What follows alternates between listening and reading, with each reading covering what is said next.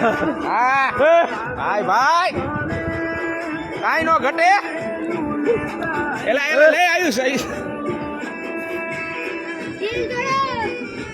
Very good વાહ વાહ વ્રજે કામંડનમ સમસ્ત પાપ ખંડનમ સ્વભક્ત ચિત્તરંજનમ સદેવનંદનંદનમ સુપીસગોચમસ્તકમ સુનાદવેણુહસ્તકમ અનંગરંગસાગરમ નમામિ કૃષ્ણનાગરમ मनोजगार्वमोचनं विशाललोललोचनं विधूतगोपशोषनं नमामि पद्मलोचनं करारविन्दभूधरं श्रितावलोकसुन्दरं महेन्द्रमानदारणं नमामि कृष्णवारणं कदम्बशूनकुण्डलं सुचारुगण्डमण्डलं प्रजाजनेकवल्लभं नमामि कृष्णदुर्लभं यशोदया समोदया सगोपया सनन्दया युतं सुखेकदायकं नमामि गोपनायकं सदैव पादपङ्कजं मदीयमानसे निधं प्रधानमूतमालकं नमामि नन्दबालकं समस्तदोषनोषणं समस्तलोकपोषणं समस्तगोपमानसं नमामि नन्दलालसं भूभरावतारकं भवाब्धिकर्णधारकं यशोमतिकिशोरकं नमामि चित्तशूरकम् अनन्तकान्तभङ्गिनं सदा सदालसङ्गिनं दिने दिने नवं नवं नमामि नन्दसम्भवं गुणाकरं सुखाकरं कृपाकरं कृपापरं सुनहदिकादिकन्दनं नमामि गोपनन्दनं नवीनगोपनागरं नवीनकेलिलं पटं नमामि मेघसुन्दरं तडिप्रबालचट्पटं समस्तगोपनन्दनं हृदयभुजेकमोदनं नमामि कुञ्जमध्यकं प्रसन्नभानुशोभनं निकामकामदायकं सगन्धसारुसायकं रसालवेणुगायकं नमामि कुञ्जनायकं विदग्धगोपिकामनो मनोज्ञतल्पसायिनं नमामि कुञ्जकानने प्रवृद्ध्वनिपायिनं यदा तदा यथा तथा तथैव कृष्णसत्कथा मया सदैव गीयतां तथा कृपा विधेयतां प्रमाणिकाष्टकाद्वयं जपत्यधीत्यया पुमान् भवेत् स नन्दनन्दने भवे भवे सुभक्तिमान् भवे भवे सुभक्तिमान्।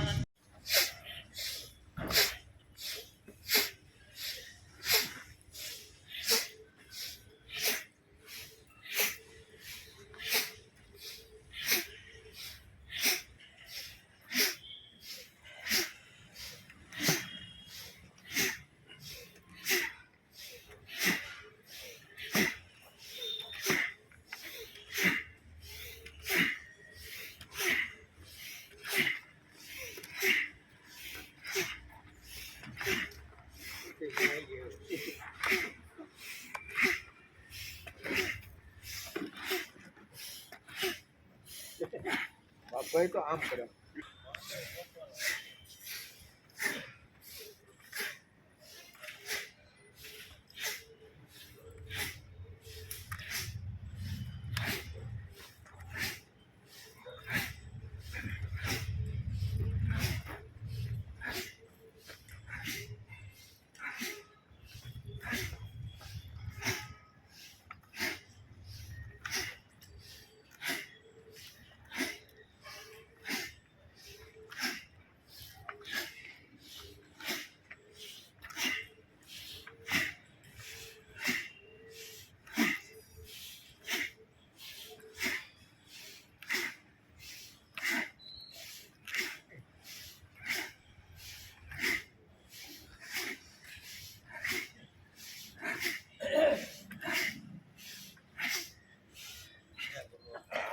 હા તો ચાલુ કરે એટલે શ્રોત્રાદીનિન્દ્રિયાણ્યન્યે શ્રોત્રાદીનિન્દ્રિયાણ્યને શ્રોત્રાદીનિન્દ્રિયાણ્યન્યે શ્રોત્રાદીનિન્દ્રિયાણ્યને સંયમાગ્નિષુ જૂયતે સ્વયં જૂયતિ સંયમાગ્નિષુ જૂયતે સ્વયં જૂયતિ શબ્દાદીન વિષયાનન્ય શબ્દાદીન વિષયાનન્ય શબ્દાદીન વિષયાનન્ય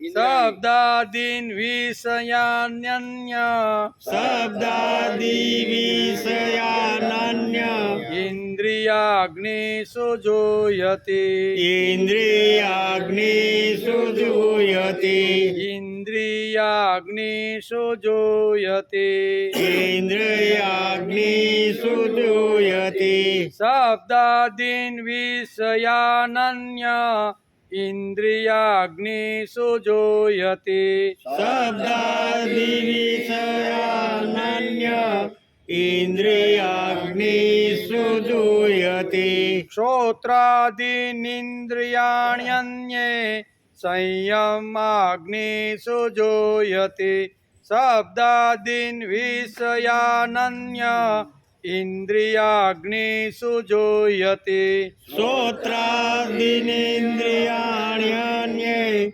સંયમાગ્નિષુ જૂયતિ શબ્દાદિ વિષયાનન્ય ઇન્દ્રિયાગ્નિષુ જૂયતિ સર્વાણીન્દ્રિયકર્માણિ સર્વાણીન્દ્રિયકર્માણિ સર્વાણીન્દ્રિયકર્માણિ સર્વાણીન્દ્રિયકર્માણિ પ્રાણકર્માણિ ચાપરે પ્રાણકર્માણિ ચાપરે પ્રાણકર્માણિ ચાપરે સારકર્માણિ ચાપરે સર્વાણીન્દ્રિયકર્માણિ પ્રાણકર્માણિ ચાપરે સર્વાણીન્દ્રિયકર્માણિ પ્રાણકર્માણિ ચાપરે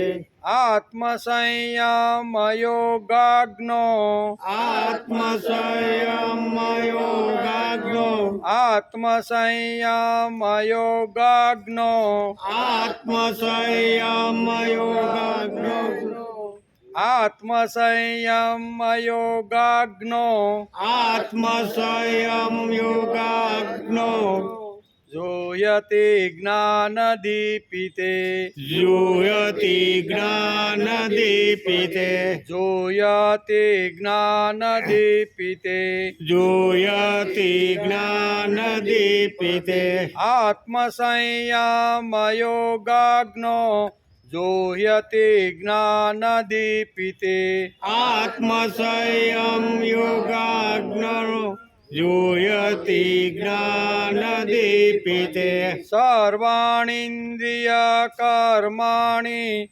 પ્રાણકર્માણિ ચાપરે આત્મસંયમયોગાગ્નો જોહ્યતે જ્ઞાનદીપિતે સર્વાણેન્દ્રિયકર્માણિ પ્રાણકર્માણિ સાપરે આત્મસંયમયોગાગ્નો જોયતિ જ્ઞાનદીપિતે 26-27 શ્રોત્રાદીનિન્દ્રિયાણ્યન્યે સ્વયમાગ્નિષુ જોયતિ શબ્દાદિ વિષયાનન્ય ઇન્દ્રિયાગ્નિષુ જોયતિ સર્વાણેન્દ્રિયકર્માણિ પ્રાણકર્માણિ ચાપરે આત્મસંયમયોગાગ્નો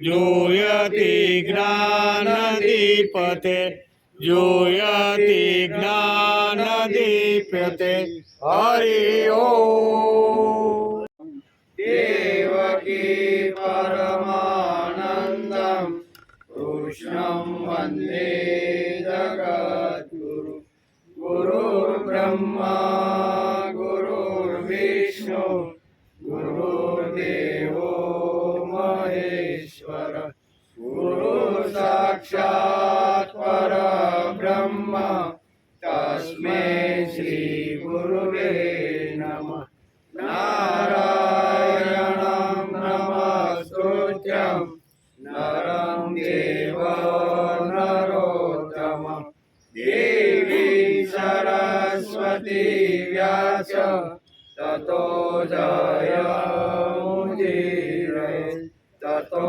જયમુદીરયે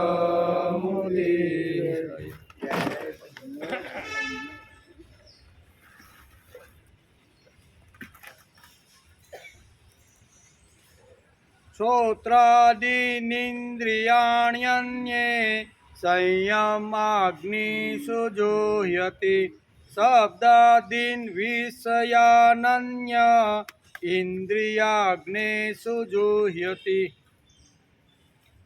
અન્ય ક્ષોત્રાદિની ઇન્દ્રિયાણી સંયમાગ્નિષુ એનો અર્થ થાય આત્મ અન્ય કેટલાક યોગીઓ ક્ષોત્ર વગેરે સઘળી ક્રિયાઓને સંયમ રૂપી જુહ્યતિ અન્ય અગ્નિમાં હવન કરે છે અને બીજા કેટલાક યોગીજનો શબ્દાદિ વિષયાન એટલે શબ્દ વગેરે સર્વ વિષયોને ઇન્દ્રિયાગ્નિષુ જોહ્યતિ ઇન્દ્રિય રૂપી અગ્નિમાં હોમતા રહેલા છે. એટલે યજ્ઞ પ્રકરણ હાલે છે 23મા શ્લોકથી શ્રીમદ ભગવદ્ ગીતાના 4થા અધ્યાયમાં 23 થી 30 એટલે 8 શ્લોકની અંદર ભગવાન ફરીથી યજ્ઞ પ્રકરણ શરૂ કરે છે. એટલે 30 શ્લોક સુધી યજ્ઞ હાલે છે. આજે 26મા શ્લોકમાં ભગવાન કહે છે કે અન્ય કેટલાક યોગીઓ ક્ષોત્ર વગેરે સઘળી ઇન્દ્રિયોને સંયમરૂપી અગ્નિઓમાં હવન કર્યા કરે છે અને બીજા કેટલાક યોગીજનો શબ્દ વગેરે સર્વ વિષયોને ઇન્દ્રિયો રૂપી અગ્નિઓમાં હોમતા રહેલા છે. બે વાત ક્ષોત્ર અને શબ્દ બે વાતો ભગવાને આ શ્લોકની અંદર સમજાવવાનો પ્રયત્ન કર્યો. 2 દિવસ પહેલાં આપણે શ્રીમદ ભગવદ્ ગીતાના 4થા અધ્યાયના 25મા શ્લોકને આપણે નમસ્કાર કર્યા. આજે શ્રીમદ ભગવદ્ ગીતા ચિંતન શરૂ થયું એનો 233મો દિવસ. 25મા શ્લોકમાં ભગવાને શું કીધું હતું?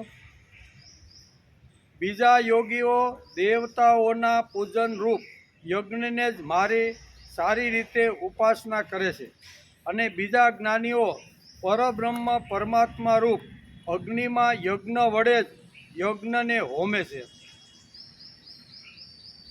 આ શ્લોકમાં જેવો જોડાઈ ગયા, આપણે ગયે પરમ દિવસે જોતા હતા કે આ શ્લોકમાં જેવો જોડાઈ ગયા અથવા જોડાઈ જવાની ઈચ્છા કરવાવાળા છે તે બધાને ઉદ્દેશીને ગીતાકારે યોગી શબ્દ વાપર્યો છે. 25મા શ્લોકની અંદર ભગવાને યોગી શબ્દ વાપર્યો છે. જે ભગવાન સાથે જોડાઈ ગયા છે તે અને ભગવાન સાથે જોડાઈ જવાનો જે લોકો સંકલ્પ કરીને પ્રયત્ન કરે છે તે આ બંને માટે યોગી શબ્દ ભગવાને અહીંયા ચોથા અધ્યાયના 25મા શ્લોકની અંદર વાપરો છે. એને આપણે 2 દિવસ પહેલાં સમજવાનો પ્રયત્ન કર્યો, કારણ કે 2 દિવસની વચ્ચે રજા ગઈ, ઉત્તરાયણ અને વાસી ઉત્તરાયણ. વાસી ઉત્તરાયણ 2 દિવસ આપણે 14 અને 15 તારીખે આપણે રજા હતી, એટલે 2 દિવસ પહેલાં આ બધી વાતો આપણે કરી હતી, બરાબર ને? તેથી આપણે ગઈ 2 દિવસ પહેલાં જોતા હતા કે શરીર પણ એક કુરુક્ષેત્ર છે. કેવું શરીર કેવું છે? 2 દિવસ પહેલાં પણ આપણે આ વિચાર કર્યો હતો કે આ શરીર આપણું છે એ કુરુક્ષેત્ર છે. આપણે ઉઠ્યા કે આપણે આ કુરુની શરૂઆત થાય એનો વિચાર આપણે કરતા હતા, બરાબર? કુરુ એટલે કરવાનું. પછી વ્યવહારિક હોય, સાંસારિક હોય, કૌટુંબિક હોય, આધ્યાત્મિક હોય, એ આપણે ઉઠ્યા એટલે કામની શરૂઆત થઈ જાય છે. ક્યાં સુધી? તો કે રાતના 10 વાગ્યા સુધી આપણું કુરુ ચાલુ રહે. કેવું? કુરુ. એનો આપણે અહીંયા 2 દિવસ પહેલાં આપણે 13 તારીખે આપણે એનો વિચાર કરતા હતા. આપણે 13 તારીખે વિચાર કરતા હતા કે શરીર પણ એક કુરુક્ષેત્ર છે. આપણે ઉઠ્યા કે કુરુની શરૂઆત થાય છે, તે આંખ મીચે ત્યાં સુધી આપણું કુરુ ચાલુ રહેશે. પ્રાપ્યમાં કર્મભૂમિ ન ચરતી મનુજો યસ્તોપ મંદ ભાગ્ય. આમ આપણું શાસ્ત્રે સુંદર રીતે વર્ણન કર્યું છે. શું કર્યું છે? કે આ શરીરરૂપી કર્મભૂમિ પ્રાપ્ત થયા પછી, આ શરીર છે ને, શરીરરૂપી કર્મભૂમિ પ્રાપ્ત થયા પછી ભગવાનને લલચાવે નહીં એવું પ્રભાવી અને તેજસ્વી જીવન ન મળે તો આ શરીરનો કોઈ અર્થ નથી. સુંદર શરીર મળ્યા પછી માણસ ભગવાનને લલચાવે એવી રીતનું જીવન ન જીવે, ભગવાનને પણ આવી રીતનું પોતાની ઘેરે આવવાનું મન ન થાય એવું જો જીવન ન જીવે તો આ શરીર બેકાર છે. શરીર ભગવાને આપ્યું છે શા માટે? બધાને આવું શરીર મળતું નથી. 84 લાખ યોનિમાં અલગ અલગ ટાઈપની અલગ પ્રકારની યોનિઓમાં મળે છે. તો મને ભગવાને માનવનું શરીર શા માટે માનવરૂપી શરીર મળ્યા પછી ભગવાનને લોભાવે એવું પ્રભાવી. કેવું? માનવ શરીર મળ્યા પછી પ્રભુને લોભાવે તેવું અને તેજસ્વી જીવન ન બનાવે તો શરીર બેકાર છે. કેવું? શરીરને પણ આવી રીતનું પ્રભુની અંદર આવી રીતનું લગાડવું જોઈએ. તેમજ માનવ શરીર મળ્યા પછી સિંહ જેવી ગર્જના ન કરે તો એ શરીર બેકાર છે. માનવ શરીર મળ્યા પછી માણસની ગર્જના સિંહ જેવી હોવી જોઈએ. માનવ શરીર મળ્યા પછી ગરુડ જેવો કૂદકો ન મારે તો આ માનવ શરીર મળેલું છે બેકાર છે. માનવ શરીર મળ્યા પછી અહીંયા પર્વત જેવી સ્થિરતા જીવનમાં ન આવે, અડગતા ન આવે તો એ બધું આવી રીતનું નકામું છે. માનવ શરીર મળ્યા પછી સમુદ્ર જેવી ગંભીરતા જો માણસના જીવનમાં ન આવે તો માનવ જીવન બેકાર. આ બધી જ વાતો અહીં શ્રીમદ ભગવદ્ ગીતાની અંદર આપણે સમજાવવાનો પ્રયત્ન ભગવાન કરતા રહેલા છે. ભગવાન કે આવું 84 લાખ યોનિની અંદર ઉત્કૃષ્ટ શ્રેષ્ઠ જો કોઈ શરીર હોય ને તો એ માનવનું શરીર છે. પશુ કદાચ શક્તિશાળી આપણા કરતાં વધારે હશે પણ એ ધારે તો એ પોતાના શરીરને પ્રભુ સુધી લઈ જઈ શકતું નથી. માણસ ધારે તો આ બધું કરી શકે છે. તેથી તેમજ માનવ શરીર મળ્યા પછી સિંહ જેવી ગર્જના ન કરે અને ગરુડ જેવો કૂદકો ન મારે તો માનવ જીવન વ્યર્થ હશે. એટલે થોડોક માણસે પ્રયત્ન કરી લેવો. માનવ શરીર મળ્યું છે તો આ જન્મમાં તો મળ્યું જ છે, પણ આવતો જન્મ આના કરતાં સારો વિશેષ જગ્યાએ મારો થાય એના માટે સારું કર્મનું ભાથું માણસે બાંધી લેવું જોઈએ. માણસ ભગવાનના કાર્ય માટે કૂદકો મારે, પડી જાય અને ટાંટિયા ભાંગી જાય તો ભાંગી જવા દો, એમાં શું વાંધો? ભગવત કાર્ય કરતા જો કદાચ ટાંટિયો ભાંગે તો ભાંગી જવા દો. બાથરૂમમાં નથી ભાંગી જતા ઘણા ગોળા હોતી નથી તૂટી જતા. કેમ બાપાને શું થયું કે બાપા બાથરૂમમાં લહરી ગયા? કેમ થયું? તો કે ગોળો ભાંગી ગયો. હવે 80 વર્ષ થયા છે, ગોળામાં કાંઈ થાય નહીં, તો થાય કે નહીં? ઘણીવાર ટાટીઓ ભાંગે, ગોળો ભાંગે, ઘણીવાર હાથ ભાંગે, એ આપણા વ્યાવહારિક કામમાં ઘણીવાર ભાંગી જતું હોય. તો એવી જ રીતે ભગવત કાર્ય કરતાં કરતાં મારો કદાચ ટાંટિયો ભાંગી જાય અથવા મારા શરીરને ઘણું નુકસાન થાય તો થવા દો, કાંઈ વાંધો નહીં. ભગવાન એની નોંધ લેશે કે મારા દીકરાએ મારા કામ માટે એને ટાંટિયો પોતાનો ભાંગી નાખ્યો છે. રામાયણની અંદર સુંદર એક પ્રસંગ છે ને, કે જે વખતે લક્ષ્મણ મૂર્છિત થયા એટલે વૈદરાજને અહીંયા હનુમાનજી લંકામાંથી આખું ઘર ઉપાડીને લાવ્યા.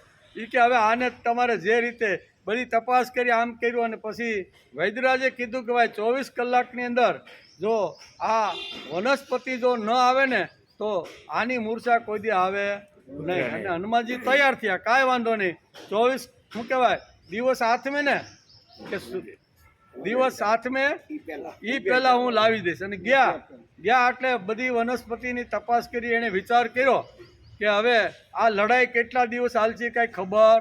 મનમાં જ્યારે વનસ્પતિને બધીને જોવે છે, એટલે કે કઈ વનસ્પતિ લઈ જવાની કદાચ ભૂલી પણ ગયા હોય, અને મનમાં એક બીજો વિચાર આવ્યો કે લડાઈ કેટલા દિવસ ચાલી કાંઈ નક્કી નથી, અને કેટલાય વાનર ને કેટલાય લક્ષ્મણભાઈ જેવા ઘાયલ થાય ને બીમાર પડશે ને બધું થાય, એટલે આખો પહાડ જ લઈ જવા દે નહીં.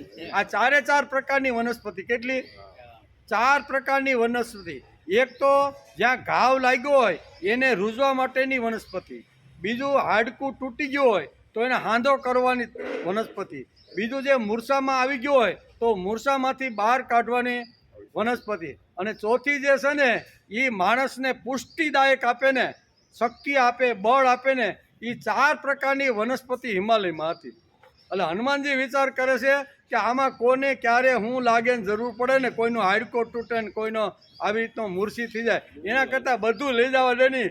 એમ કરીને આખો પહાડ ઉપાડ્યો કે નહીં, આખો પહાડ ઉપાડ્યો. ખબર હતી કે યુદ્ધ કાંઈ કેટલા દિવસ હાલે નક્કી, વારંવાર અહીં ટાઈમ ક્યાં છે આપણી પાસે કે ધક્કો ખાવાનો, એટલે અહીં રાખી મૂકશું ને યુદ્ધ પૂરું થાય એટલે પાછું મૂકી આવીશું. એમ કરીને જ્યારે લઈને નીકળે છે અને અયોધ્યા ઉપરથી પસાર થાય, ભરત જોવે છે નંદીગ્રામમાં કે અહીંયા કોઈ રાક્ષસી રૂપની અંદર મહાકાય આવો કોઈ પર્વત લઈને જાય છે, અને અયોધ્યા ઉપરથી પસાર થાય છે. એટલે ભગવાનનું સ્મરણ કરી અને અહીંયા ભરતે બાણનું સંધાન કર્યું, અને એ લાગ્યું હનુમાનજીને લાગ્યું, એટલે હનુમાનજીને ઘણી ઈજાઓ થઈ છે. પણ આજે આપણે જે તેલ લગાડીએ છીએ એનું કારણ શું છે? એ ભરતભાઈએ આવી રીતનું બાણ માર્યું, એને હિસાબે થોડાક ટાટિયામાં ઇન્જર્ડ થઈ, અને ટાટિયામાં ઇન્જર્ડ થઈ એટલે આપણે હનુમાનજીને આપણે કરીએ કે નહીં એવું. એટલે કહે છે કે ભગવત કાર્ય કરતાં કરતાં, સારા કામ કરતાં કરતાં જો કોઈ ટાટિયો ભાંગી જાય ને તો ભાંગવા દો. મારે તો લક્ષ્મણને કોઈ રીતે મૂર્છામાંથી બહાર કાઢવો છે, એટલા માટે હું વનસ્પતિ લેવા માટે જાઉં છું. અને ગયા વનસ્પતિ લેવા માટે ગયા, અને ભરતે બાણ માર્યું અને શરીરમાં ઈજા થઈ કે નહીં, એ પડ્યા, ટાટિયો ભાંગ્યો, થોડુંક કણસવાય લાગ્યા, ઘણું બધું થયું એમ. પણ કોના માટે? રામના માટે. રામના કાર્ય કરવા માટે જો ટાટિયો તૂટે તો ચિંતા કરવાની કોઈ કારણ નથી. આજે તો બહુ મોટી મોટી હાડકાઓની બધી હોસ્પિટલો આવી ગઈ છે. ગમે તેવા હાડકાને જીવ હોવો જોઈએ, હાડકાને જોડીમાં નાખીને જાઓ ને તો આજે એવા ડૉક્ટરો પડ્યા છે કે જે તમને 6-8 મહિના કે વર્ષમાં પાછા હાલતા. એટલે ભાંગે તો ચિંતા કરતા નહીં. હું કે ભગવાનનું કામ કરતાં કરતાં કાંઈ ટાટિયો ભાંગે તો હનુમાનજીનો પણ હનુમાનજી અમર થઈ ગયા કે નહીં. તો આપણે જો પ્રભુ કાર્ય કરતાં કરતાં શરીરને કાંઈ ડેમેજ થશે તો ભગવાન એની 100% નોંધ લેશે. આવતા જન્મારામાં 100% આપણો સારામાં સારો જન્મ છે. તેથી અહીં કહે છે કે ભગવાનનું કામ કરતાં કરતાં કદાચ જો હાડકું તૂટે તો ચિંતા કરવાની કોઈ જરૂર નથી. તેથી માણસ ભગવાનના કાર્ય માટે કૂદકો મારે, પડી જાય અને ટાંટિયા ભાંગી જાય તો ભાંગી જવા દો. હનુમાનનો ભાંગ્યો તો કાંઈ વાંધો નહીં, ભાંગી ગયો, પણ રામ રાખે ને કોણ ચાખે ભાઈ, બરોબર પાછા એને મોકલી દીધા. કુરુક્ષેત્રમાં જ્યાં સુધી ઉદામતા હોય ત્યાં સુધી, કોઈ પણ ક્ષેત્રમાં ઉદામતા વૃત્તિ હોય ને ત્યાં સુધી એને ધર્મક્ષેત્ર ન કહેવાય, કુરુક્ષેત્ર કહેવાય. શરીર એ ધર્મક્ષેત્ર ક્યારે થાય, એ પવિત્ર ક્યારે થાય તો તેમાંથી ઉદામતા કાઢી નાખો તો કુરુક્ષેત્ર પણ ધર્મક્ષેત્ર થઈ શકે. કુરુ એટલે સ્વાર્થ માટે આપણે રાત દિવસ દોડધામ કરીએ છીએ, એ કુરુ પવિત્ર ક્યારે થાય તો કે માણસની અંદર સ્વાર્થ અને ઉદામતા જો માણસ કાઢી નાખે તો કુરુક્ષેત્ર પણ ધર્મક્ષેત્ર બની શકે છે. તેથી શ્રીમદ ભગવદ્ ગીતાના પહેલા શ્લોકની અંદર કીધું ધર્મક્ષેત્ર કેવું છે કુરુક્ષેત્ર, પણ કુરુક્ષેત્ર ધર્મક્ષેત્ર થઈ શકે છે. શા માટે તો કે એમાંથી માણસ જો ઉદામતા કાઢી નાખે તો કુરુક્ષેત્ર પણ ધર્મક્ષેત્ર. શરીર પણ છે ને એ ધર્મ કુરુક્ષેત્ર એટલે શરીર જે છે ને એ આખું ધર્મક્ષેત્ર થઈ શકે છે. તેથી પરશુરામે જબરજસ્ત મહેનત કરી. આપણે તે દિવસે જોતા હતા કે પરશુરામે જબરજસ્ત મહેનત કરી અને એ વખતના જે ઉન્માદ થયેલા હતા, ઉદામ થયેલા જે રાજાઓ હતા ને એ બધા જ રાજાઓને કંઠસ્થાન આપી અને એ ધરતીને સરસ મજાનું બનાવવાનો પ્રયત્ન કર્યો. ત્યાર પછી કુરુ રાજા આવ્યા અને કુરુ રાજાએ જોયું કે ધરતી આ ફળદ્રુપ છે, તેથી એને ખેડી અને સરસ મજાની પાછી બનાવી અને આ કુરુક્ષેત્રને ધર્મક્ષેત્ર બનાવી દીધું. આપણા શરીરની અંદર પણ આ જ બધી વાતો છે કે ધર્મક્ષેત્ર ક્યારે બને તો કે અંદરથી ઉદામતા નીકળી જાય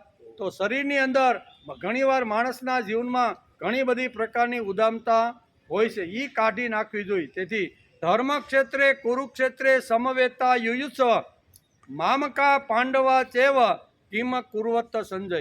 અહીંથી ગીતાની શરૂઆત થઈ છે. એટલે ઉદામતા કાઢી નાખવાની વાત શ્રીમદ ભગવદ્ ગીતા આપને સમજાવે છે. આ શરીર કુરુક્ષેત્ર છે અને સાથે સાથે ધર્મક્ષેત્ર પણ છે. શ્રીમદ ભગવદ્ ગીતા ઉદામતા કાઢવાના વાળું શાસ્ત્ર, ઉદામતા કાઢવા વાળું જો કોઈ શાસ્ત્ર હોય ને તો શ્રીમદ ભગવદ્ ગીતા એ આપણું શાસ્ત્ર છે. તેથી આજના શ્લોકની અંદર ચોથા અધ્યાયના 26મા શ્લોકની અંદર અહીંયા ભગવાને બે પ્રકારની વાત કરી. શ્રોત્ર એટલે કાન અને જીવા એટલે જીભ. બરોબર ને? કર્ણ કહે છે ને કે આ બધા જીભ દ્વારા અને અહીંયા કર્ણ દ્વારા બે રીતે યજ્ઞ કેવી રીતે કરી શકાય, બે ઇન્દ્રિયોને યજ્ઞરૂપ કેવી રીતનું બનાવી શકાય એ ભગવાને આ શ્લોકની અંદર વાત કરી છે. તેથી કહે છે શ્રોત્રાદીનિન્દ્રિયાણ્યાન્યે સંયમાગ્નિ સુજુયતિ શબ્દાની વિષયાનન્ય ઇન્દ્રિયાગ્નિ સુજુયતિ. બે વસ્તુ કાનની વાત પણ કરી અને જીભની વાત કરી. બંનેને જો યજ્ઞરૂપ જો બનાવવાના હોય તો બંનેને યોગ્ય પ્રકારનો ખોરાક આપવો જોઈએ. વાણીને પણ સારો ખોરાક આપવો જોઈએ. એમ શું સાંભળું છું, આપણે કેવું સાંભળી છીએ, સાંભળવાનું પણ આવી રીતનું મહત્વ આ શ્લોકની અંદર સમજાવ્યું છે. અન્ય કેટલાક યોગીઓ કાન વગેરે સઘળી ઇન્દ્રિયોને સંયમરૂપી અગ્નિઓમાં હોમે છે. કેવા? સંયમરૂપી અગ્નિમાં હોમે છે. તો વળી બીજા કેટલાક યોગીજનો શબ્દ વગેરે સર્વ વિષયોને ઇન્દ્રિયો રૂપી અગ્નિઓમાં હોમ કરે છે. એટલે વાણી અને કાન એ બે યજ્ઞરૂપ કેવી રીતના બની શકે એ ભગવાને આ શ્લોકની અંદર સમજાવ્યું. કારણ કે ભગવાને આખું 33મા શ્લોકથી શરૂઆત કરી અને 30મા શ્લોક સુધી યજ્ઞ પ્રકરણ શરૂ કર્યું છે. બરાબર? જેવી રીતે યમુનાષ્ટકમ છે ને, યમુનાષ્ટકમ છે, ગંગાષ્ટકમ છે, એમ અત્યારે યજ્ઞાષ્ટકમ આપણું ચાલતું રહેલું છે. આ શ્લોકમાં ભગવાને બે વાતો કીધી છે. એ બે વાતોને આજે આપણે સમજવાનો પ્રયત્ન કરશું. આ શ્લોકમાં ભગવાન કેટલાક યજ્ઞોનું વર્ણન કરે છે અને કેટલાક લોકો કર્મ પરાયણ રહે છે, જ્ઞાન પરાયણ રહે છે. કેટલાક લોકો જ્ઞાનેન્દ્રિયોનું સંયમના અગ્નિમાં હવન કરે છે અને કેટલાક લોકો શબ્દાદિ વિષયોનું ઇન્દ્રિય રૂપી અગ્નિમાં હવન કરે છે. આમ આટલી વાતો ભગવાને આ શ્લોકમાં સમજાવવાનો પ્રયત્ન કર્યો. વાણીને પણ સંયમિત રાખવાનો પ્રયત્ન કરવો જોઈએ અને કાનને પણ સારા શબ્દો 24 કલાકમાં થોડા સમય માટે મળે એનો પણ માણસે પ્રયત્ન કરવો જોઈએ. તેથી 2 દિવસ પહેલાં, બરાબર ને, 14 અને 15 2 દિવસ આપણા કેવા ગયા? મકર સંક્રાંતિના.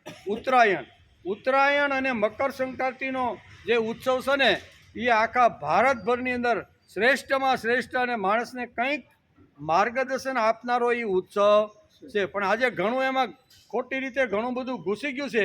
એને હિસાબે ઘણીવાર આપણને ચીડ ચડે છે કે આવો ઉત્સવ શા માટે. પણ હકીકતે આપણા ઋષિઓએ, આપણા મહાપુરુષોએ, આપણા સંતોએ આવા જે ઉત્સવ ભારતીય સંસ્કૃતિમાં અનેક પ્રકારના ઉત્સવો આપને આપ્યા.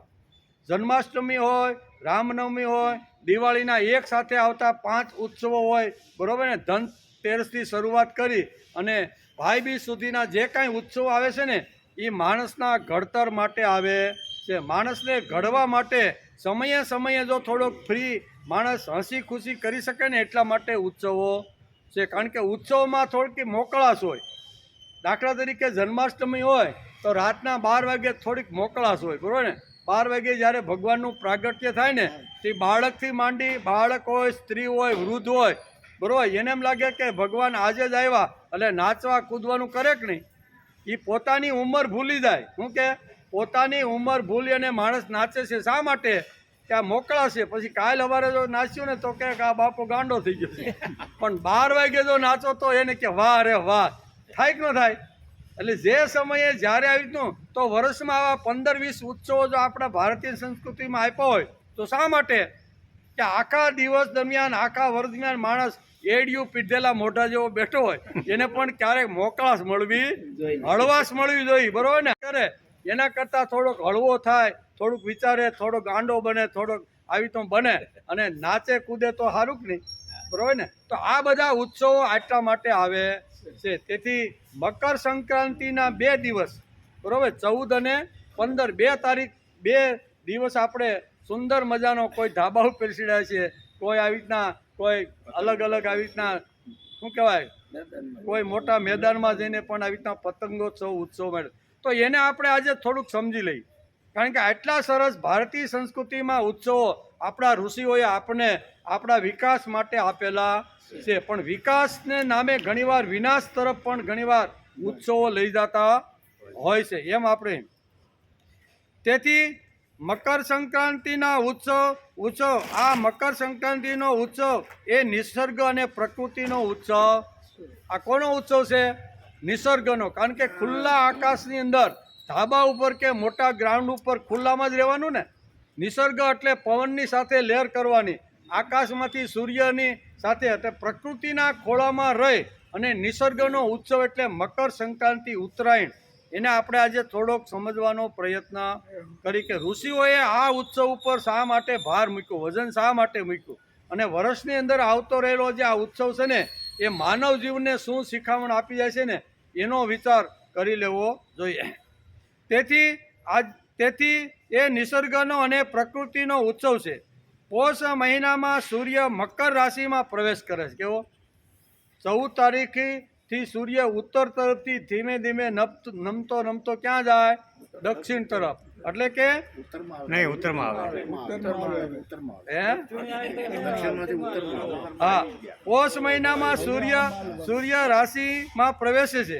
તેથી ઉત્સવને મકર સંક્રાંતિ પણ કહેવામાં આવે છે. સૂર્ય એની પૃથ્વીની આસપાસની દિશા બદલે છે. એ સહજ ઉત્તર તરફ ખસતો જાય છે, બરોબર ને. કેવો? દક્ષિણમાંથી ઉત્તર તરફ ધીમે ધીમે ખસતો જાય છે.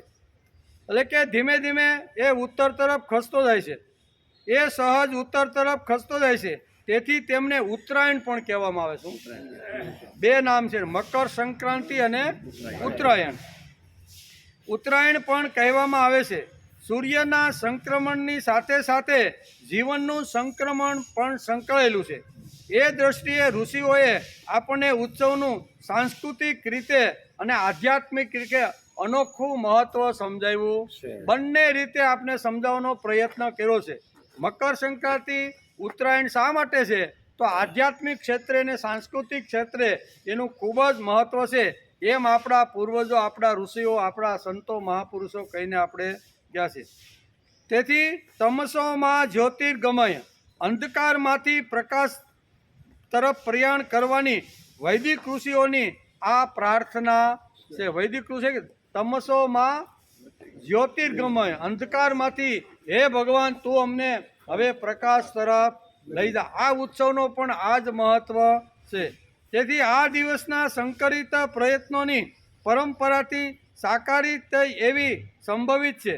કર્મયોગી સૂર્ય અંધકાર પર આક્રમણ કરે છે. હવે ધીમે ધીમે હવે સૂર્યને શું કહેવાય, સૂર્યનો સમય વધતો જાય અને રાત્રિનો સમય ઘટતો જાય. એટલે અહીંયા અંધારા ઉપર સૂર્ય આવી રીતનું શું કહેવાય સંક્રમણ કરીને ધીમે ધીમે અંધારાને નાશ કરી અને પ્રકાશ તરફ લઈ જવાનો પ્રયત્ન કરે છે. આજના દિવસથી અંધારું ધીમે ધીમે ઓછું થતું જાય છે. દેવ પણ આ દિવસે ઊંઘમાંથી જાગે છે. દેવ પણ આ દિવસે ઊંઘમાંથી જાગે છે. સારા કામો કરવા માટેના શુભ દિવસોની શરૂઆત થાય છે.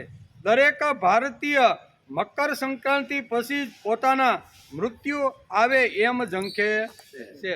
તેથી તો પિતામાં ભીષ્મ બાણસૈયા ઉપર પડ્યા, પણ મારે ક્યારે જવાનું છે? ઉત્તરાયણમાં. ત્યાં સુધી મારે જેટલા શ્વાસ લેવાના હોય ને એ બાણસૈયા ઉપર હું લઈશ. એટલે દરેક ભારતીય આવી ત્યાં મકર સંક્રાંતિના દિવસોની અંદર મૃત્યુ આવે ને એવી જ રીતની ઝંખના કરે છે.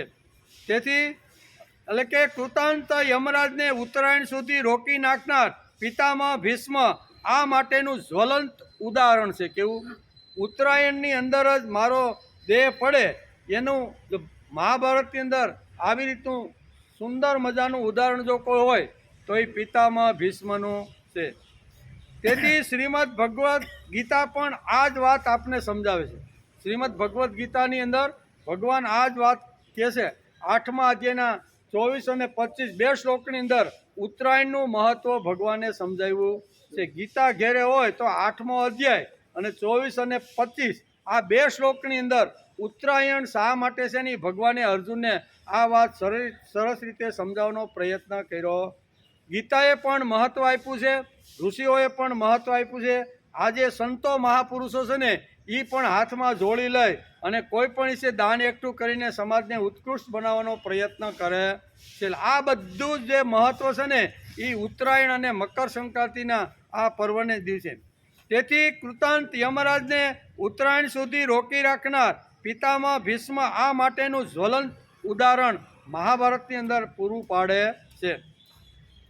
તેથી શ્રીમદ ભગવદ્ ગીતા પણ આ જ વાત સમજાવે છે. અગ્નિજ્યોતિ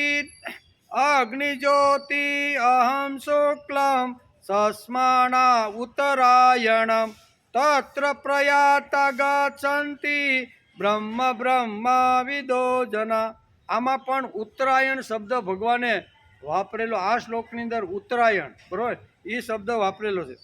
અગ્નિ, જ્યોતિ અને પ્રકાશથી યુક્ત ગતિ એટલે શુક્લ ગતિ તથા ધુમાડો તેમજ અંધકારથી યુક્ત ગતિ એટલે કૃષ્ણ ગતિ.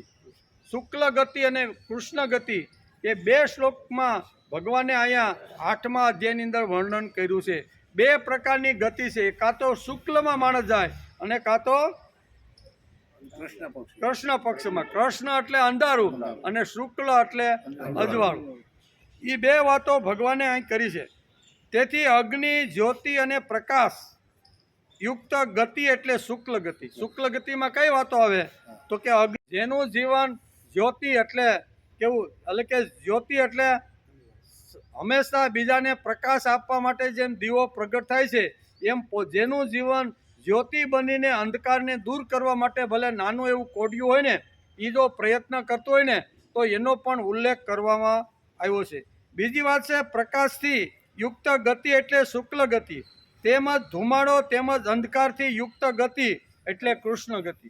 બે પ્રકારના જીવનો માણસના હોય છે, કાં તો કૃષ્ણ ગતિ અને કાં તો શુક્લ ગતિ.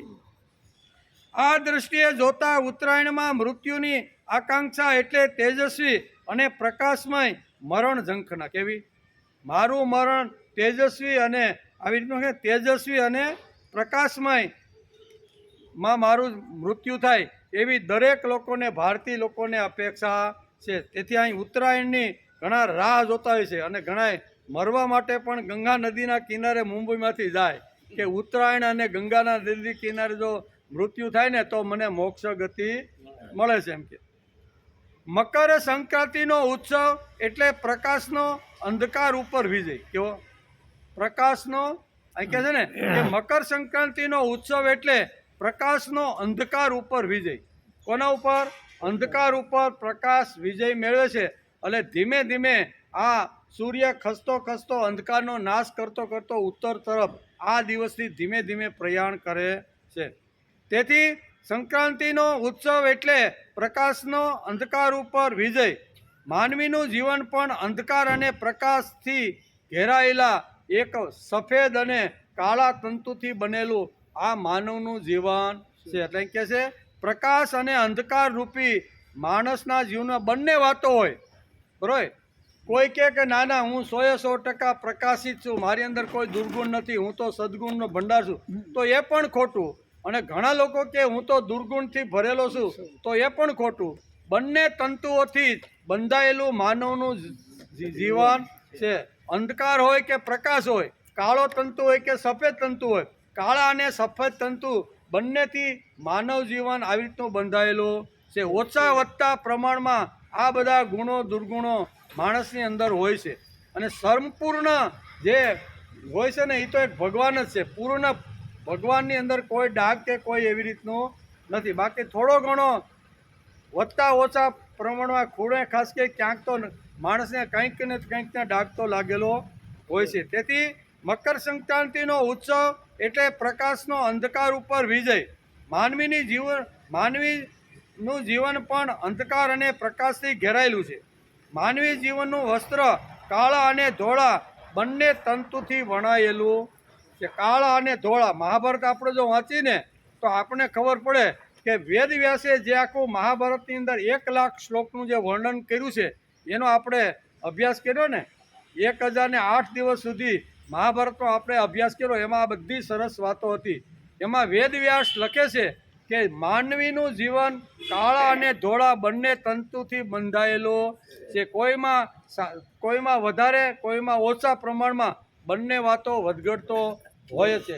સારામાં સારા ગુણ માણસની અંદર હોય, પણ જો એ કોઈ સંડાસ ચોકડીની અંદર જો ભળી જાય ને, તો સારામાં સારા ગુણો એ નાશ થાય અને સંડાસ ચોકડીના બધા જ ગુણો એની અંદર આવી જાય છે. મહાભારતની અંદર વેદ વ્યાસ લખે છે કર્ણો છે ને, એ ગુણોનો ભંડાર છે. એટલો કર્ણનું જો વર્ણન આપણે ખરેખર મહાભારતમાં વાંચીને તો એટલા ગુણો એની પાસે છે કે એ બધા જ ગુણો ભેગા જો આપણે કરીને તો એમ થાય કે આ એક જ ભગવાનની લાઈનમાં બેસી શકે ને એવું ચરિત્ર છે. કેવું?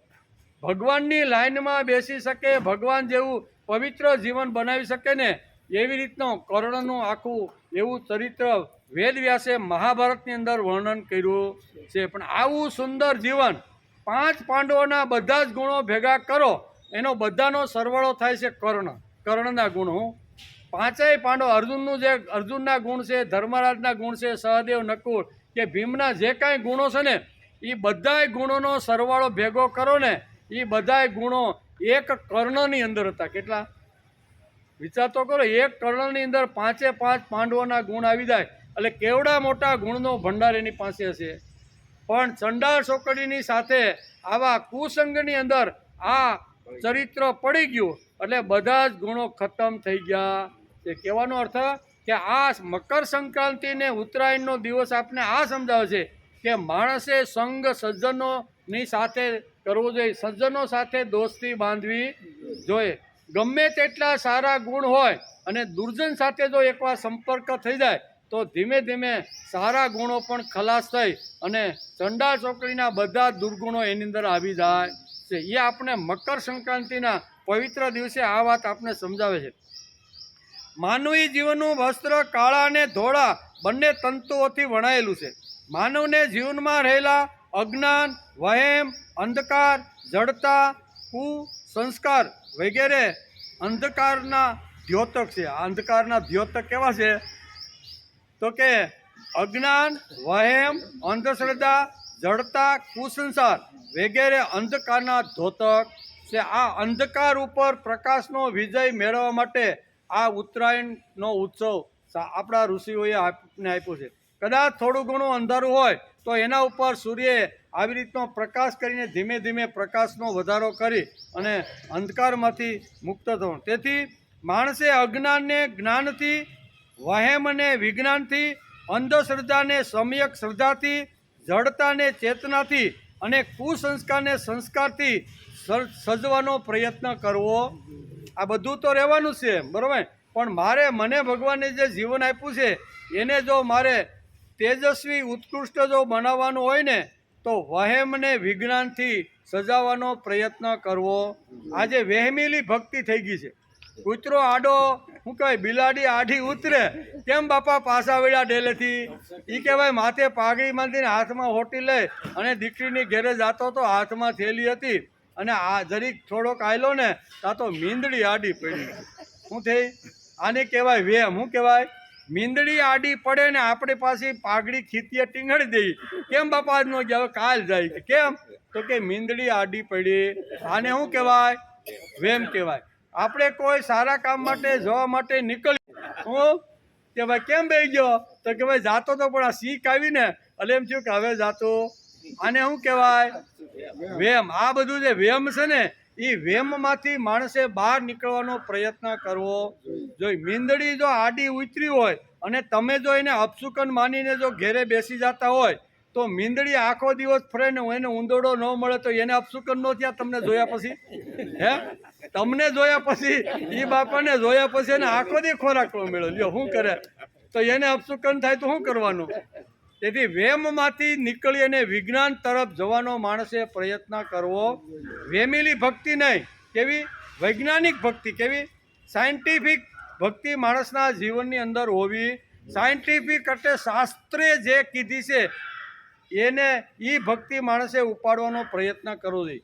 તેથી શ્રીમદ ભગવદ્ ગીતા સાંભળ્યા પછી માણસના જીવનમાંથી વેમ છે, અશ્રદ્ધા છે, અજ્ઞાન છે, પાખંડ છે, આવી ઘણી બધી વાતો માનવ જીવનમાં પડેલી છે. પણ ગીતા સાંભળ્યા પછી મકર સંક્રાંતિ અને ઉત્તરાયણનો ઉત્સવ સાંભળ્યા પછી હળવે હળવેને વિદાય આપવાનો માણસે પ્રયત્ન કરવો જોઈએ. તેથી વહેમમાંથી બહાર નીકળી અને મારે વૈજ્ઞાનિક ભક્તિ કરવાની છે. વિજ્ઞાન આજે ક્યાંનો ક્યાંય પહોંચ્યું જો વિચાર તો કરો. અને હજી આપણે દાણા જોવામાં છે. માતાજીને બોલાવે એટલે ભૂવાને આ કહેવા પડે આમ કે આમ નાખે તો કે ભાઈ આ બળો પડતા નાખો, બીજી વાર ત્રીજી વાર નાખો, ગમે એમ કે નાખીને વળી કે હવે તારે ભાઈ આટલું આટલું કરવું પડશે. બરાબર? આવું થાય છે. આ વેમથી ભરેલી ભક્તિ છે. વિજ્ઞાન આજે ક્યારે મંગળ સુધી, ચંદ્ર સુધી અને કેટલું મોટું. હમણાં તો 1 વર્ષ પહેલાં આપણું જે યાન ગયું ને એ સૂર્યની નજીક જવાનો એને પ્રયત્ન કર્યો. કેટલો? સૂર્યની નજીક કોઈ અત્યાર સુધી જઈ શકે, કારણ કે ત્યાં હળગીને ભસ્મ થઈ જાય. સૂર્યનો તાપ જ એવો, કિરણો જ એવા છે ને કે એની પાસે કોઈ તત્વ અથવા કોઈ પદાર્થ જઈ શકતું નથી. પણ આપણે થોડાક ભારતીયની અંદર એક એવું વૈજ્ઞાનિકોએ યાન શોધી આપ્યું કે જે સૂર્યથી દૂર તો ખરું જ એમ લાખો કિલોમીટર પણ નજીકમાં નજીક જવાનો પ્રયત્ન કર્યો. એનાથી સૂર્ય મંડળની અંદર કઈ કઈ અગ્નિ કેવી રીતની જ્વાળામુખી છે ને એ બધા સંશોધનો ચાલી રહ્યા. કરોડો કિલોમીટર દૂર સુધી આજે વિજ્ઞાન પહોંચ્યું છે અને આપણે જે દાણા નાખવામાંથી બહાર આવતા સેતોજી ભાઈ તમે સેતો કેટલા દાણા છે કે હાલો આ તો નથી, આ બરોબર આવ્યા બેકી આવે અલા એવું કંઈક છે એમાં એમ કહેવાનું તો ભાષાને વધાવો ને બધું આપણે વધાવો આવે, એકી આવે, બેકી આવે, આ બધું ઘણું બધું માન્ય થાય. તો કહેવાનો અર્થ એમાંથી બહાર નીકળવાનો માણસે ધીરે ધીરે પ્રયત્ન કરવો. સંપાતી સૂર્ય નજીક પાકું બળી ગયું ને રામાયણ કે છે પાકું બળી ગયું, સૂર્ય પાંચ આવી ગયો. હા એટલે કહેવાનો અર્થ કે માણસે આવી રીતના વહેમમાંથી વૈજ્ઞાનિક ભક્તિ તરફ જવાનો પ્રયત્ન કરવો જોઈએ. બીજી વાત, અંધશ્રદ્ધાને સમ્યક શ્રદ્ધાથી જાણવાનો અને સમજવાનો પ્રયત્ન કરવો. અંધશ્રદ્ધાથી નહીં, આપણે બુદ્ધિથી થોડીક કશો, થોડુંક વિચારો કે ભાઈ આ યોગ્ય છે કે અયોગ્ય છે, એમ કરી અને માણસે સમ્યક શ્રદ્ધાથી જીવન જીવવાનો પ્રયત્ન કરવો જોઈએ. ત્રીજી વાત છે જડતા ને ચેતનથી. જડતા નહીં, ચેતનથી એને વિચાર કરવાનો પ્રયત્ન કરવો જોઈએ. અને કુસંસ્કારને સંસ્કાર સર્જનથી દૂર અલકે હટાવવાનો ઉત્તમ ઉત્સવ એટલે મકર સંક્રાંતિનો ઉત્સવ. આ બધી વાતો મકર સંક્રાંતિમાં આપને જોવા મળે છે. તેથી કહે છે આ અજ્ઞાન, આ વહેમ, અંધશ્રદ્ધા, જડતા, કુસંસ્કારને જીવનમાંથી હટાવવા એ જ માનવી જીવનની સાચી સંક્રાંતિ અને ઉત્ક્રાંતિ અને ઉત્તરાયણ છે. માનવ જીવનની ખરી ઉત્તરાયણ ક્યારે, સંક્રાંતિ ક્યારે તો કે અંધશ્રદ્ધા, વેમ, પાખંડ જે કાંઈ છે એમાંથી બહાર નીકળી અને માણસે થોડીક બુદ્ધિ હલાવી અને વૈજ્ઞાનિક ભક્તિ તરફ વળવાનો પ્રયત્ન કરવો જોઈએ. સંક્રાંતિ એટલે સમ્યક ક્રાંતિ. શું કહેવાય એટલે કે સંક્રાંતિ એટલે સમ્યક ક્રાંતિ. ક્રાંતિમાં પરિસ્થિતિ પરિવર્તનની આકાંક્ષા હોય છે, જ્યારે સંક્રાંતિમાં સમ્યક પરિસ્થિતિ સ્થાપવાની અભિલાષા હોય છે. ક્રાંતિ અને સંક્રાંતિ બે શબ્દ આપણા શાસ્ત્રની અંદર શાસ્ત્રકારોએ લખ્યા છે. ક્રાંતિ એટલે કોઈ પણ હિસાબે મારી ફોડી અને આ રાષ્ટ્ર અમારું જે ઝૂંટવીને જે આવી રીતના બની ગયા છે એ રાષ્ટ્ર પાછું અમને મળવું જોઈએ. તે સમાજની અંદર ઘણા પ્રકારની ક્રાંતિઓ દુનિયામાં આપણે જોવા મળે છે. કોઈ આર્થિક હોય, કોઈ સામાજિક હોય, બરાબર, કોઈ આર્થિક સામાજિક અને આવી રીતની અનેક પ્રકારની ક્રાંતિઓ સમાજમાં જોવા મળે છે. કોઈ રાજ્ય ક્રાંતિ હોય, કોઈ સામાજિક ક્રાંતિ હોય, કોઈ આર્થિક ક્રાંતિ હોય. દુનિયાની અંદર ફ્રાન્સે કરેલી જે ક્રાંતિ છે અથવા ભારતની અંદર રહીને જે 200 વર્ષથી અંગ્રેજો જે આપણા દેશમાં આવી અને જે પગ પેસારો કરીને આપણા ઉપર જે શાસન કરતા હતા એને જો કાઢવાના હોય તો યુવાનોએ ક્રાંતિ કરી. અને ક્રાંતિ એટલે રાજકીય ક્રાંતિ. રાજકીય ક્રાંતિ, સામાજિક ક્રાંતિ અને આર્થિક ક્રાંતિ. દુનિયામાં 3 પ્રકારની ક્રાંતિઓ આપને જોવા મળે. કોઈ પણ રાષ્ટ્રની અંદર જો પરિવર્તન લાવવાનું હોય ને તો 3માંથી એક પ્રકારની ક્રાંતિ લોકો કરતા હોય છે. કાં તો સામાજિક ક્રાંતિ, કાં તો આર્થિક ક્રાંતિ કરતા હોય છે અને ક્યારે રાજકીય ક્રાંતિ કરતા. રાજ્યની અંદર પણ પલટો આવે કે ન આવે? બાંગ્લાદેશમાં આપણે ઘણા સમય પહેલાં રોજ પેપરમાં વાંચતા હતા કે ત્યાં આવી રીતે અંધાધૂંધી થઈ અને એક જે સત્તા ઉપર બેઠો હતો એને ઉતારીને બીજી આવી, એટલે એ રાજ્યની ક્રાંતિ કહેવાય. સત્તા ઉપર બેઠેલાને ફેંકી દે અને બીજી કોઈ સત્તા એના ઉપર જ્યારે રાજ કરવા બેસે ને ત્યારે એને રાજ્ય ક્રાંતિ કહેવામાં આવે છે. ઘણી ક્રાંતિ આર્થિક ક્રાંતિ હોય, બરાબર. તો આર્થિક હોય, સામાજિક હોય અને રાજકીય 3 પ્રકારની ક્રાંતિ આપણે સમાજની અંદર જોવા મળે છે. પણ સંક્રાંતિ એ જુદું એક કંઈક તત્વ આપણા ભારતીય સંસ્કૃતિમાં ઋષિઓ આપણે સમજાવ્યું છે. સમ્યક ક્રાંતિ એટલે પરિસ્થિતિ સ્થાપવાની અભિલાષા હોય છે. કે જે પરિસ્થિતિ છે એમાંથી અમારે એક ડગલું આગળ જાય અને અમારા જીવનમાંથી અજ્ઞાન છે, વહેમ છે, અંધકાર છે, આવી રીતના કુસંસ્કારો છે એને ભગાડીને એની જગ્યાએ અમારે સુંદર મજાનું રાષ્ટ્ર અમારે બનાવવાનો પ્રયત્ન કરવાનો છે. આવી અનેક પ્રકારની ક્રાંતિઓ છે, બરાબર. રાજકીય હોય, સામાજિક હોય કે આવી રીતનું આર્થિક, સામાજિક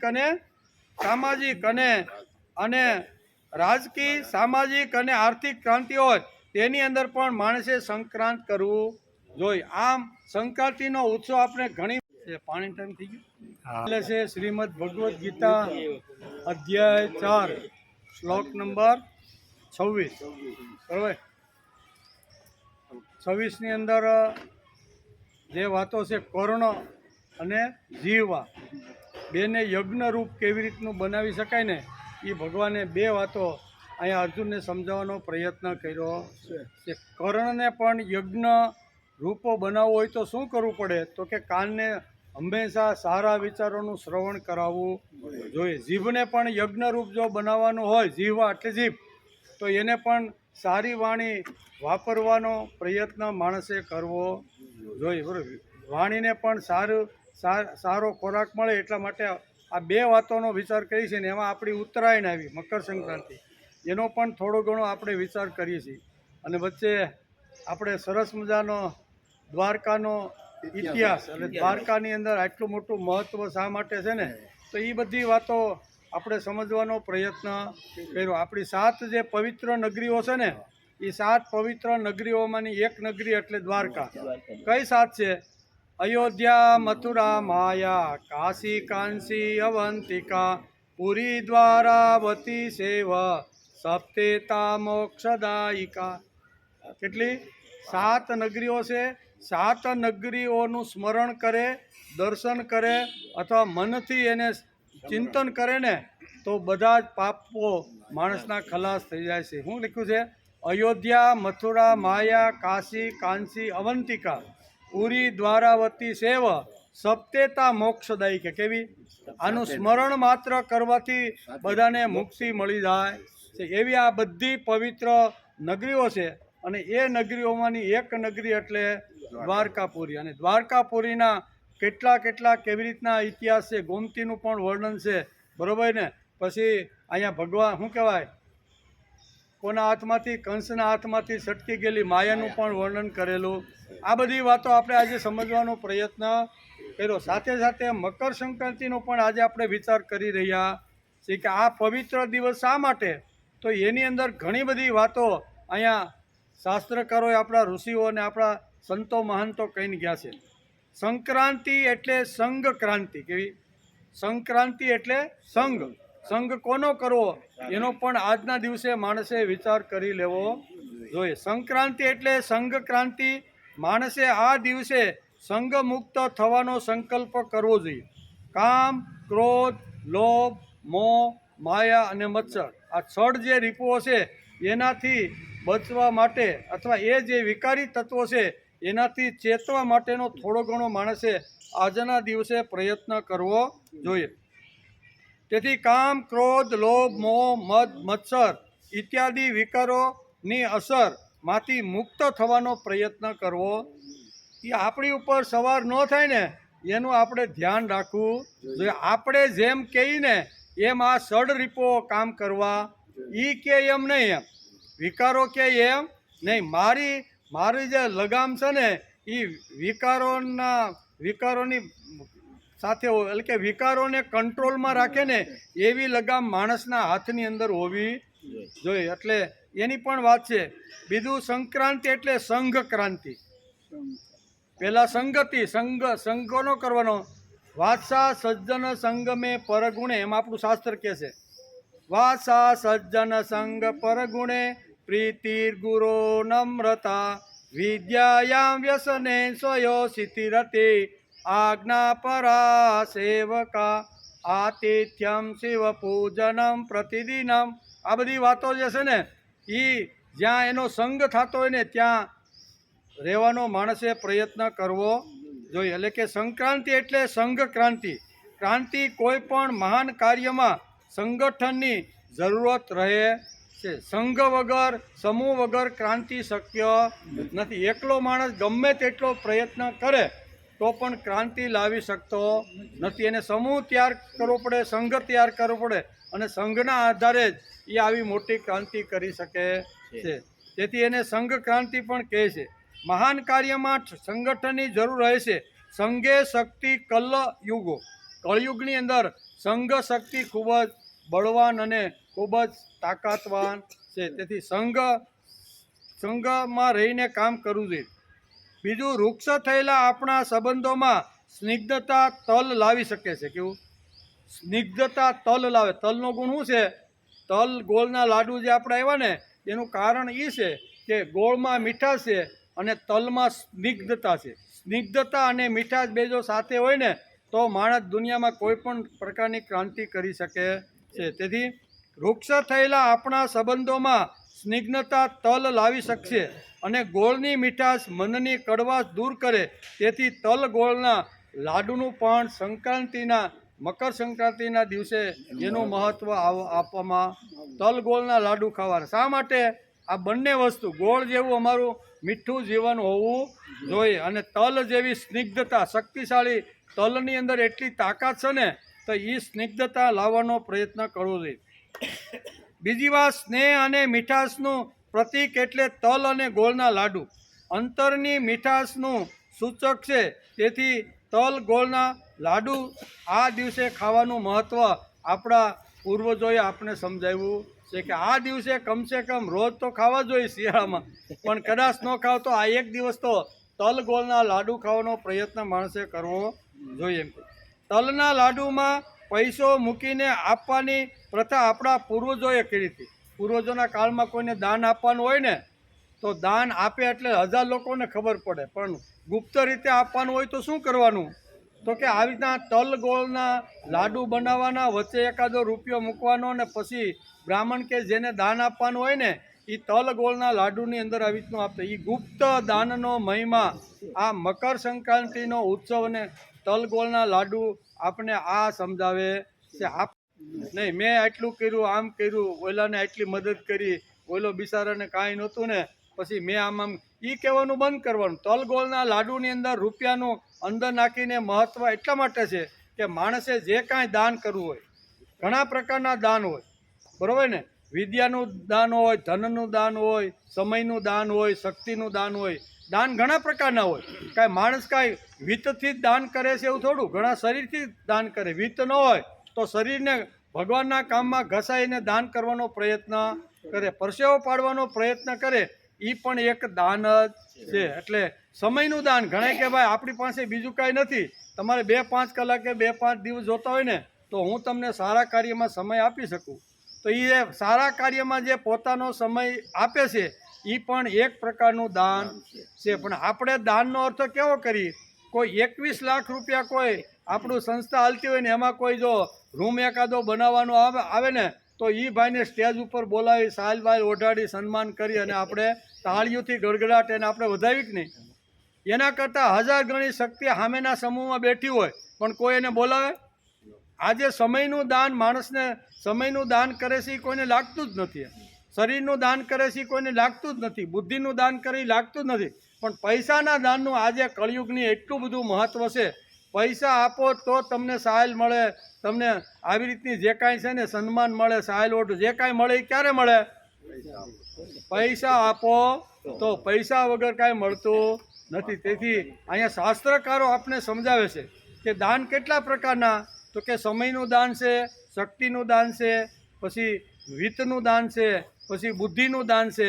આપણી પાસે કાંઈ કલા સારી હોય અને એ કલા જો નિષ્કામ કર્મયોગ કરીને જો ભગવાનના કામમાં વાપરી તો આપણે આપણી કલા ભગવાનના ચરણે ધરી છે. આ પણ એક પ્રકારનું દાન છે.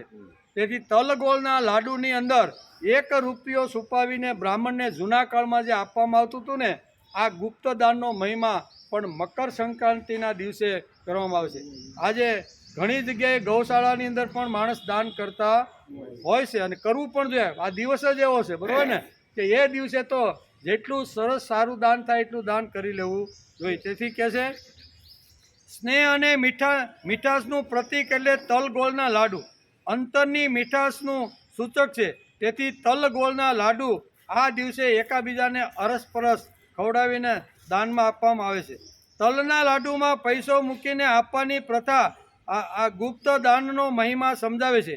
તેજસ્વી બ્રાહ્મણનો યોગક્ષેમ ચાલે તે માટે એ અસ્મિતાથી જીવન જીવી શકે ને, તેથી જાહેરમાં કંઈ નહીં આપતા એને ગુપ્ત રીતે આપવાનો મહિમા જૂના કાળમાં આપણે ત્યાં હતો. બ્રાહ્મણ એનું જે કાંઈ આપણી ઘેરે સારા કે ખરાબ પ્રસંગમાં આવી અને આપણી બધી જે કાર્યવિધિ જે કરી જાય છે ને, બરાબર ને, તો એ વખતે એક પણ પૈસો આપણી પાસેથી લેતા નથી. તો માણસ પ્રામાણિક રીતે એના ઘરે જાય અને અસ્મિતાથી એનું જીવન ચાલે એટલા માટે દાન તરીકે એને કંઈ આપવામાં આવતું ને એને જ આપણે જૂના કાળના લોકોએ દક્ષિણા કીધી છે. દક્ષિણા એટલે શું? એનું જીવન દક્ષતાથી ચાલવું જોઈએ. સંસ્કારો આપવા માટે, જ્ઞાન આપવા માટે, વિદ્યા આપવા માટે, આપણા બાળકો હોય, આપણા ઘરના યુવાનો હોય, એની અંદર આવી રીતના સારા સંસ્કાર નિર્માણ થાય એના માટે બ્રાહ્મણ રાત દિવસ ગામડાઓમાં ઘરોમાં ફરતો હતો. ઘરમાં ફરે, ગામમાં જાય, બાળકો સાથે બેસે, વાર્તાઓ કરે, સુંદર મજાની રામકૃષ્ણની નાની નાની લવકુશની વાર્તાઓ કરી અને નાના નાના બાળકોને સંસ્કાર આપીને આવી રીતનો કરાવવાનો પ્રયત્ન કરે. પણ એમની પાસેથી કશું બ્રાહ્મણ લેતો ને. યુવાનો પાસે રાત્રે બેસે, યુવાનોને પણ કહે કે ભાઈ માતૃદેવો ભવ ને પિતૃદેવો ભવ. જેણે તમને જન્મ આપ્યો, જેણે તમને મોટા કર્યા, જેણે તમને જગતના આંગણાની અંદર 20-25 વર્ષ સુધીના કર્યા છે ને, એના માટેની તમારે માટે કંઈ કૃતજ્ઞતા વ્યક્ત કરવી. જેણે તમારા ઉપર પ્રેમ કર્યો, જેણે તમને મોટા કર્યા, જેને તમને સંસ્કાર આપ્યા, પોતે પેટે પાટો બાંધીને મારો દીકરો મોટો થાય, મારો દીકરો ભણે, મારો દીકરો મોટો ધંધો કરે ને, એના માટે ઘણીવાર પોતાની સગવડતામાં કાપ મૂકી અને પોતાનો દીકરો મહાન થાય ને એટલા માટે પ્રયત્ન કરતા હોય છે. આ બધી જે કૃતજ્ઞતાની જે વાતો છે ને, એ વાતો ગામડે ગામડે બ્રાહ્મણ લઈને સમજાવવાનો પ્રયત્ન કરતો હતો. અને કોઈ જગ્યાએ કોઈથી કાંઈ આપવાનો પ્રયત્ન કરે તો બ્રાહ્મણ સીધો કહેતો કે ભાઈ હું તો મારું કર્મ કરું છું, મને ભગવાને જે કળા આપી છે ને એ કળા હું તમારા જેવા તમારા છોકરાના આપીને હું મારી પૂજા કરતો રહે, મારે કાંઈ જોતું એમ કરીને અયાચક વ્રતથી જૂના કાળના દરેક બ્રાહ્મણો આવી રીતના જીવતા હતા. તો એને પણ બાળકો છે, એને પણ પત્ની છે, એને પણ વ્યવહાર છે, એને પણ ઘણું બધું સમાજમાં કાંઈક કરવાનું છે. તો તો એની આર્થિક વ્યવસ્થા કેવી રીતે ચાલે? તો સમાજ એનું ધ્યાન રાખતો હતો. એટલે મકર સંક્રાંતિના દિવસે, આ ઉત્તરાયણના દિવસે દાનનું પણ મહત્વ આટલા માટે આવ્યું કે આખા વર્ષમાં કદાચ અમે બ્રાહ્મણને કાંઈ આપી ન શકીએ, પણ ભગવાનને અમે આપ્યું છે, અમારા દીકરાને જેણે સંસ્કાર આપ્યા છે ને બરોબર, એના બદલામાં અમે ગમે તેટલું આપીએ તો પણ ઓછું પડે. તેથી તલ ગોળના લાડવામાં છુપાવીને આપવા, આ શું કહેવાય, ગુપ્ત દાનનો મહિમા આપને સમજાવે. આટલી સરસ વાતો આની પાછળ રહેલી છે. બીજી વાત કે આ દિવસે પતંગ ચગાવવાની પ્રથા, બરોબર, આપણે સગાવી ને બધાએ, મેં તો સગાવી, તમે સગાવી ખબર નહીં, બરોબર ને? આ દિવસે પતંગ ચગાવવાની પ્રથા શરૂ થઈ, તેની પાછળ પણ એક વિશિષ્ટ અર્થ સમાયેલો. આ દિવસે પણ મકર સંક્રાંતિના દિવસે, ઉત્તરાયણના દિવસે પતંગ ચગાવવાનો પણ આપણા ઋષિઓએ, આપણા સંતોએ આપણે મહત્વ સમજાવ્યું. આ બધાનું મિશ્રણ એટલે શું કહેવાય? મકર સંક્રાંતિ. દાનનું કહો તો દાનનું, પછી આવી રીતનું શું કહેવાય, સૂર્યપ્રકાશનું સ્નાન કરવાનું, નિસર્ગનો ખોળો, આ બધાનો સરવાળો એટલે ઉત્તરાયણ, અને એટલે આપણી મકર સંક્રાંતિ. સામાન્ય રીતે પતંગ ચગાવવા માટે ખુલ્લા મેદાનમાં કે ધાબા ઉપર જવું પડે. ક્યાં? ઘરમાં બેહીને આ ક્રિયા થાય નહીં, જવું પડે. ખુલ્લા મેદાનમાં જાય, કાં ધાબા ઉપર જાય અને પછી પતંગ ઉડાડવાનો એ આનંદ લેશે. એની પાછળ પણ આપણા ઋષિઓએ, આપણા સંતોએ એની પાછળનું પણ તત્વજ્ઞાન સમજાવવાનો પ્રયત્ન કર્યો છે. કારણ કે મકર સંક્રાંતિ અને ઉત્તરાયણ એ નિસર્ગના ઉત્સવો છે. કેવા? નિસર્ગ એટલે પ્રકૃતિના ઉત્સવો છે. હવે આમ તો સામાન્ય રીતે આપણે સૂર્યપ્રકાશ લેવાનો ટાઈમ રહેતો, ઘરના કામમાં કે વ્યવહારના કામમાં એટલા હોય છે કે સવારનો ઉગતો જે સૂર્ય હોય ને એનો અડધો પોણો કલાક પણ આપણે ટાઈમ રહેતો નથી. લેવો જોઈએ પણ રહેતો નથી. ઘણા ભાગ્યશાળી હોય લેતા પણ હશે, પણ સામાન્ય રીતે સમાજના મોટા ભાગનો વર્ગ એવો છે કે ધંધા ઉપર કે નોકરીમાં કે ઘરકામમાં માણસ લાગી જાય છે, એટલે સવારનું સૂર્ય સ્નાન એનાથી થતું નથી. તે વર્ષની અંદર એક દિવસ આપણા ઋષિઓએ કીધું કે ઓછા નામે પતંગ ઉડાડવાના બાને કાં તો તારે ધાબા ઉપર જવું પડશે અને કાં તો ખુલ્લા મેદાનમાં તારે જવું પડશે. એ બે જગ્યાએ તો શું થાય? સૂર્યનો સીધો પ્રકાશ એના ઉપર આવે કે નહીં? એટલે આ એક મહત્વ આપણે સમજાવ્યું છે કે શું કહે છે કે સામાન્ય રીતે પતંગ ચગાવવા માટે ખુલ્લા મેદાનમાં કાં ધાબા ઉપર જવું પડે. પછી એટલે કે ઠંડા દિવસોમાં સૂર્ય સ્નાન કરીએ તો એના વિટામિન ડી નામના જે તત્વો છે ને સૂર્યના પ્રકાશમાં, એ માણસના હાડકાને મજબૂત કરે છે. કે વિટામિન ડી જેને ઘટતું હોય, હાડકા જેના નબળા પડી ગયા હોય ને, એને રોજ અડધો કલાક સવારની અંદર સહન થાય ત્યાં સુધી સૂર્ય સ્નાન કરવું જોઈએ. સૂર્યનો તડકો, એનાથી વિટામિન ડી નામનું જે તત્વ છે ને એ સૂર્યના પ્રકાશની અંદર હોય છે અને એ માણસના હાડકાને મજબૂત કરે છે. તેથી હાડકા પણ જો મજબૂત કરવાના હોય ને તો પણ માણસે તડકાની અંદર સૂર્ય સ્નાન કરવું જોઈએ. પણ આપણે બધા એટલા બધા ડાયા છીએ કે આપણે કોઈ દિવસ પ્રેમથી સૂર્ય સ્નાન કરતા નથી. તેથી શાસ્ત્રકારો કહે છે કે પ્રયોગ તરીકે આ એક દિવસ આપવું અને ત્યાંથી જો શરૂ થઈ જાય તો સારું છે. એટલે આ સામાન્ય રીતે બાળકથી માંડી અને વૃદ્ધ સુધી બધાને સૂર્ય સ્નાન સાંપડે એટલા માટે ધાબા ઉપર કે ખુલ્લા આકાશની અંદર આ પતંગ ચગાવવાનું એક મહાત્મા સમજાવવાનો પ્રયત્ન કર્યો છે. તાત્વિક દ્રષ્ટિએ જોતા આપણા જીવનનો પણ પતંગ સાથેનો ઘણો બધો મોટો સંબંધ. માનો આ થઈ આપણા સૂર્યપ્રકાશથી આપણા શરીરના હાડકાં મજબૂત બને એની વાત થઈ. નિસર્ગના ખોળામાં બેસી એક ભગવાનના સીધા ડાયરેક્ટ, સૂર્ય આપણો જાગતો કેવો દેવ છે, દેવ, બરોબર ને? જે શું કહેવાય, આપણા જે પંચાયતન જે પૂજા છે ને, એ પંચાયતન પૂજાની અંદર સૂર્યને પણ એક દેવ તરીકે સ્થાન આપવામાં આવ્યું છે. કે જીવતો જાગતો આપણો કોઈ દેવ હોય ને તો એ સૂર્ય છે. તો ખબર ન પડતા સૂર્યનું સ્નાન થઈ જાય, હાડકાં મજબૂત થઈ જાય, નિસર્ગનો ખોળો મળે, બરોબર ને? આ બધી જ વાતો સૂર્ય સ્નાનને લીધે આવે છે. આ થઈ આપણી સામાન્ય રીતે પ્રાકૃતિક અને ભૌતિક વસ્તુની વાત. પણ આ મકર સંક્રાંતિના દિવસને પતંગ સાથે આધ્યાત્મિક પણ આવી રીતનો સંબંધ છે. જેમ સામાજિક સંબંધ છે એમ કેવો છે? આધ્યાત્મિક સંબંધ પણ આ પતંગ ઉડાડવા પાછળનો ખૂબ જ સરળ છે. તાત્વિક દ્રષ્ટિએ જોતા આપણા જીવનનો પતંગ પણ પતંગ પણ આ વિશ્વની પાછળ રહેલી અદ્રષ્ટિ શક્તિ કોઈ અજ્ઞાત અગાસીમાં ઊભી રહીને આપણા જીવનની પતંગ ચગાવી રહ્યા છે. કેવા જેમ અગાસી ઉપર આપણે બરોબર પેચ આપ્યો હોય અને બરોબર જામ્યું હોય, પણ ઘણીવાર એવું થાય છે કે આપણે બરોબર પતંગને ચગાવી હોય તો બાજુના ધાબાવાળો વળી એ જ ત્યાં જઈને આપણી પતંગને કટ કરે કે નહીં.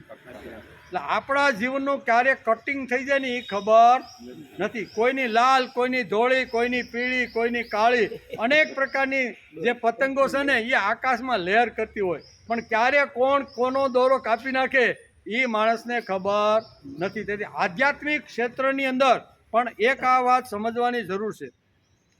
બીજું, જેમ આકાશમાં લાલ, પીળા, લીલા વગેરે રંગના જે પતંગો ઉડતા દેખાય છે ને એ આપણા જીવનને કાંઈક સમજાવે છે. આપણા જીવનમાં ધન હોય, પછી સત્તા હોય, સંપત્તિ હોય, વિદ્યા હોય, જ્ઞાન હોય, વૈભવની ટોચ ઉપર આ અલગ અલગ પ્રકારની બધી પતંગો છે. કોઈની લાલ છે, કોઈની લીલી છે. આ બધી પતંગો કેવી છે? ધન, કોઈની પાસે ધન હોય, કોઈની પાસે વિદ્યા હોય, કોઈની પાસે શક્તિ હોય. આ બધી જ પતંગો આકાશની અંદર હિલોળા કરતી હોય છે. એમ કે તેમ આ વિશ્વના વિશાળ આકાશમાં સત્તાધીશો, શ્રીમંતો, વિદ્વાનોના અનેક પ્રકારના પતંગો આ આકાશની અંદર આવી રીતના ઉડતા હોય છે. પણ એ જે આકાશની અંદર જે પતંગો ઉડે છે એની અજ્ઞાત શક્તિ કોઈ એને હલાવી રહી છે. અંદરથી કોઈ હલાવે છે ત્યારે જ આપણે પેસ આપી શકીએ છીએ અથવા કોઈની પતંગને કટ કરી શકીએ છીએ. એનું કારણ કે અંદર રહેલી જે શક્તિ છે ને જેને આપણે જોઈ શકતા નથી, અજ્ઞાત શક્તિ છે, બરાબર ને? એ અજ્ઞાત શક્તિ કામ કરે છે અને ક્યારે આપણો દોરો કટ થઈ જાય અને ક્યારે આપણી જે પતંગ છે એ કોઈના ધાબા ઉપર, કોઈ ઝાડ ઉપર, કોઈ ઇલેક્ટ્રિકના થાંભા ઉપર, કોઈ આવી રીતના સંડાસના ધાબા ઉપર પડ્યું હોય કે નહીં. આ લાલ અને પીળી જે ચગતી હતી ને, હું વિદ્વાન છું, હું સત્તાવાન છું, મારી પાસે આટલી બુદ્ધિ છે, હું આ મહાન છું, એ બધી જે પતંગો આકાશમાં જે ઉડતી હતી ને, પણ અજ્ઞાત શક્તિ જ્યારે સાંજ પડે ને ત્યારે બધાયના દોરા કાપીને કોઈ ધાબા ઉપર, કોઈ ગટરમાં, કોઈ પછી આવી રીતના સંડાસના ધાબા ઉપર, કોઈ વીજળીના તાર ઉપર આ બધી પતંગો પડે કે નહીં? એ પડવાની જ છે. એમ કે એટલે આધ્યાત્મિકની સાથે પણ આ પતંગનો સંબંધ આપણા ઋષિઓ અને શાસ્ત્રોએ સમજાવ્યું છે. દાદા પાંડુરંગ શાસ્ત્રી તો આના ઉપર બહુ સરસ ઘણી બધી વાતો કરે છે કે લાલ, પીળી, કાળી, ધોળી બધી જે પતંગો છે ને એ પતંગો ક્યાં સુધી ચગે? તો કે સૂત્રધારના હાથમાં જ્યાં સુધી દોરો છે ત્યાં સુધી. એકવાર સૂત્રધારના હાથમાંથી દોરો કટ થઈ ગયો પછી એ પતંગ ગમે તેટલી કિંમતી હોય, ગમે તેટલો રંગ સારો હોય, ગમે તેટલું પૈસા દઈને ખરીદી હોય, પણ એ અહીં ક્યાં પડે? સંડાસના ધાબા ઉપર પડે. પડે કે નહીં? બધાની પડવાની. એમ આપણે આ મકર સંક્રાંતિનો ઉત્સવ આ પતંગના માધ્યમથી આધ્યાત્મિક વાત પણ સમજાવે છે. તેમ વિશ્વના વિશાળ આકાશમાં એટલે કે સત્તાધીશો, શ્રીમંતો, વિદ્વાનો ના અનેક પ્રકારના પતંગો આ આકાશમાં ઉડતા રહેલા છે. એમ કે પતંગની હસ્તી અને મસ્તી ત્યાં સુધી રહે છે કે જ્યાં સુધી દોર સૂત્રધારના હાથમાં છે ત્યાં સુધી. સૂત્રધારના એટલે કે ભગવાનના હાથમાં જ્યાં સુધી દોર છે ને ત્યાં સુધી આમ આપણે નથી હલાવતા, આમ એટલે આમ ઓલાને કાપે, આમ જાય ને આમ જાય. એ તમે આકાશમાં જોવો તો ખબર પડે એ બધી હિલોળા લેતી હોય છે. ક્યાં સુધી? કે સૂત્રધારના હાથમાં દોર છે ત્યાં સુધી ગમે તેટલા શું કહેવાય ઉડાન કરે, પણ એકવાર સૂત્રધારના હાથમાંથી દોરો કટ થઈ ગયો પછી નક્કી નહીં ક્યાં ગટરમાં હોતે પડે અને ધાબા ઉપર પડે ને ઝાડ ઉપર પડે ને ઇલેક્ટ્રિકના થાંભલા ઉપર પડે, પછી એની કોઈ કિંમત કે નક્કી કાંઈ રહેતું નથી. પતંગની હસ્તી અને મસ્તી ત્યાં સુધી રહે છે જ્યાં સુધી દોર સૂત્રધારના હાથમાં છે. દોર છૂટ્યો કે પતંગ ગમે ત્યાં ગઈ. દોર છૂટ્યો કે પતંગ ગમે ત્યાં જઈને પડવાની. એમ આપણું આ શાસ્ત્ર આપણે સમજાવે છે. તેથી આ ઉત્સવ એક સરસ મજાનો ઉત્સવ છે.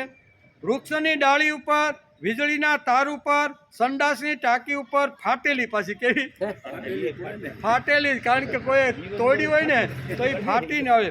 કોઈ સંડાસની ટાંકી ઉપર ફાટેલી અને વિકૃત હાલતમાં. કેવી હાલત? કેવી છે? વિકૃત તૂટી જાય એટલે પછી એની કિંમત હાલતી નથી. એટલે વિકૃત હાલતની અંદર આ બધી પતંગો જોવા આપણને મળે છે. સૂર્યનો પ્રકાશ, તલગોળની મીઠાશ અને પતંગનો તેના સૂત્રધાર ઉપર વિશ્વાસ, આ ત્રણ વાતો આપણે મકર સંક્રાંતિ ઉત્તરાયણનો આ ઉત્સવ આપણે સમજાવે. કઈ ત્રણ વાત? તો કે સૂર્યનો પ્રકાશ અનાયાસે પતંગ ઉડાડીએ એટલે ધાબા ઉપર કાં તો આપણે ખુલ્લા મેદાનમાં જવું પડે એટલે ભગવાન સૂર્યનારાયણનો પ્રકાશ અનાયાસે આપણા શરીર ઉપર પડે અને અનાયાસે આપણે વિટામિન ડી મળીને હાડકાં આપણા મજબૂત. એક ઉત્સવ પાછળનો હેતુ આ છે. બીજું છે તલ ગોળના લાડુની મીઠાશ. તલ છે એ સ્નિગ્ધતા છે અને ગોળ છે એ મીઠાશ છે. માણસના જીવનની અંદર આવી રીતની ઘણીવાર આપણે કોઈની અંદર રાગ દ્વેષ હોય ને તો આ દિવસે એ બધું ભૂલી અને મીઠાશ જેમ ગોળ આપે છે ને એ મીઠાશથી વેર ઝેર ભૂલી, રાગ દ્વેષ ભૂલી અને આવી રીતનો મળવાનો પણ એક આવી રીતનો શાસ્ત્રકારો સમજે. અને ત્રીજી વાત છે પતંગના સૂત્રધારના હાથમાં દોર છે ત્યાં સુધી અહીંયા મજા છે, પણ એકવાર સૂત્રધારના હાથમાંથી દોર તૂટી ગયો એટલે એ બધી મજા ફાટી જાય, તૂટી જાય ને કોઈ જગ્યાએ જઈને પડે છે. એમ આ ઉત્સવ આપણે સમજે. બધા જ પ્રકારનો રંગ છોડવો જોઈએ, પણ તે જો શક્ય ન હોય તો સારા માણસનો સંગ કરવો જોઈએ. એ પણ આ વાતની અંદર આપણે સમજાવવાનો પ્રયત્ન કરે. બધા સંગ કદાચ કામ, ક્રોધ, લોભ, મોહ, માયા અને મત્સર આ ષડ રીપોનો કદાચ ન છૂટે, બરોબર ને, તો સારા સજ્જન લોકોની સાથે દોસ્તી બાંધવાનો પ્રયત્ન કરવો જોઈએ. એનું ઉદાહરણ આપણે મહાભારતમાં જોયું કર્ણનું. બધા દુનિયાના બધા જ ગુણો એકની દાનવીર એટલે એનું પૂછો જ નહીં. એના પિતાએ એને સહેતું કે ભાઈ આ તારી પાસે જે માગવા આવ્યો છે ને એ તારું મૃત્યુ માગવા આવ્યો છે, તું એને કવચ અને કુંડળ આપી દઈશ ને એટલે તારું મૃત્યુ છે. પણ આ ભગવાન જેવો ભગવાન જો મારે આંગણે માગવા આવતો હોય ને તો હું એ મારા મૃત્યુનો પણ સ્વીકાર આવો તો એ દાનવીર હતો. કેવો?